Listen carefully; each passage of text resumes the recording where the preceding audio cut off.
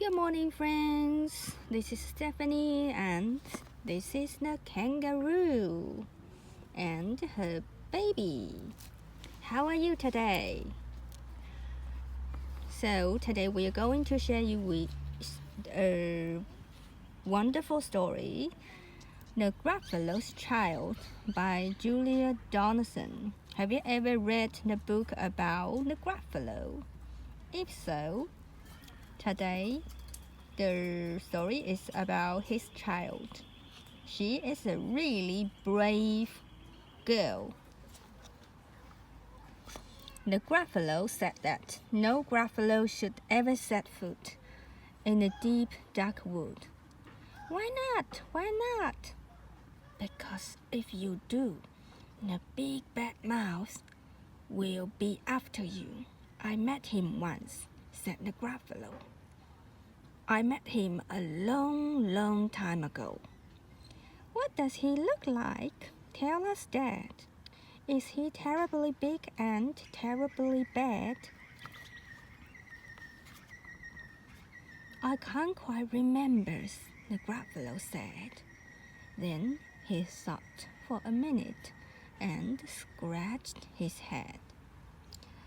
The big bad mouse is terribly strong, and his scaly tail is terribly long. His eyes are like pools of terrible fire, and his terrible whiskers are tougher than wire. One snowy night, when the Gruffalo snored, the Gruffalo's child was feeling bored. The Gruffalo's child was feeling brave, so she tiptoed out of the Gruffalo cave. The snow fell fast and the wind blew wild. Into the wood went the Gruffalo's child. Aha! Oh-ho! A trail in the snow. Whose is this trail and where does it go? A tail poked out of a log pile house. Could this be the tail of the big bad mouse? Let's see. Out slid the creature. His eyes were small and he didn't have whiskers. No, none at all. You were not a mouse. Not I, said the snake. He's down by the lake, eating Gruffalo cake. The snow fell fast and the wind blew wild. I'm not scared, said the Gruffalo's child. Aha! Oh-ho! Marks in the snow.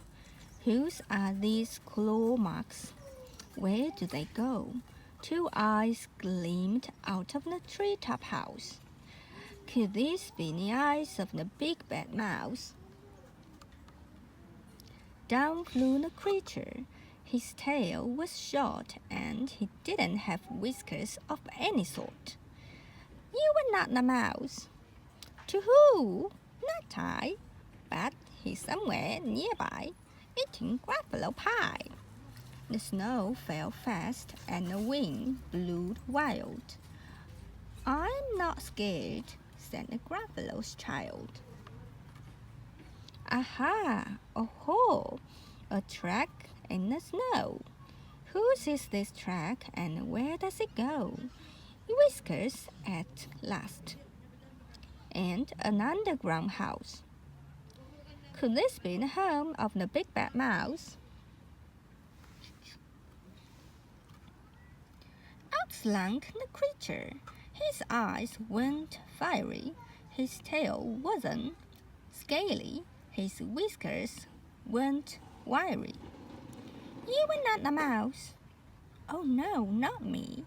He's under a tree, drinking Gruffalo tea. It's all a trick, said the Gruffalo's child, as she sat on a stump where the snow lay piled. I don't believe in the big bad mouse. But here comes a little one. Out out of his house. Not big, not bad, not a mouse at least. You taste good as a midnight feast.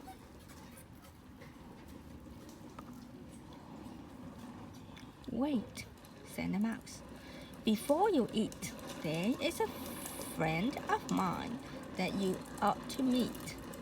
If you let me hop onto a hazel twig, I beckon my friend so bad and big.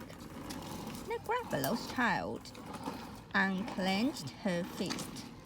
The big bad mouse, so he does exist. The mouse hopped into the hazel tree. He beckoned, then said, "Just wait and see." Out came the moon. It was bright and round. A terrible shadow fell onto the ground. Who is this creature so big, bad, and strong? His tail and his whiskers are terribly long. His ears are enormous, and over his shoulder he carries a nut as big as a boulder. The big bad mouse yelled, "The Gruffalo's child." The mouse jumped down from the twig and smiled. "Aha! Oh-ho! Prints in the snow. Whose are these footprints?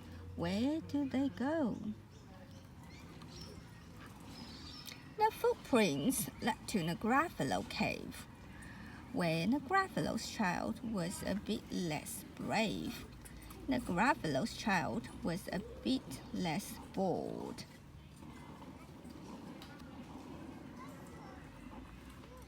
And the Gruffalo snored and snored and snored.